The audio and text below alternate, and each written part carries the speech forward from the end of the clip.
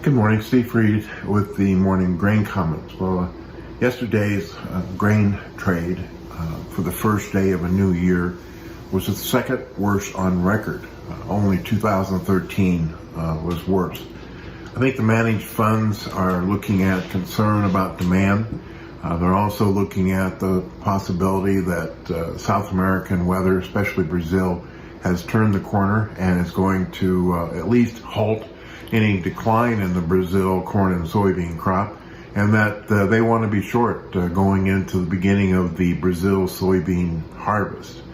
Even though people have dropped the Brazil bean crop, they're still looking to be 15, maybe 25 million tons more beans in South America than last year. We also haven't seen any new daily announcements of China buying U.S. beans, and the president's speech this week focused a little bit more on the slow economy than people were anticipated, and so that offered some weakness to the Chinese equity markets, and they're still concerned about their property markets and in some of their banking institutions' strength, and so we were down, and now soybeans for the March is trading at $12.71, quite a ways away from psychological support at $13. The corn is trading at $4.63, again below the $4.70, which some people thought was key support.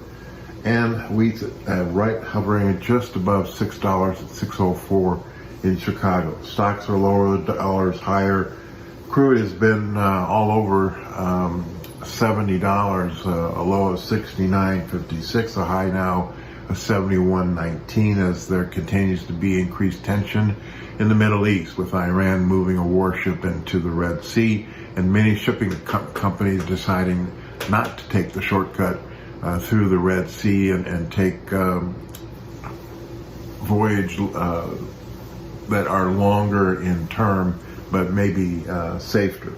We also have the gold sharply lower, coffee, cocoa also lower. So we're starting out the year on the defensive.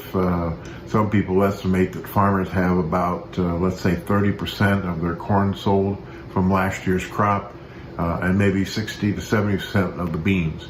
Bean margins continue to decline. Ethanol margins are in the decline, and so there is some concern there about the demand structure, and product values continue to decline. So starting out a little lower. Yesterday was a big down day for the grains and concern about demand.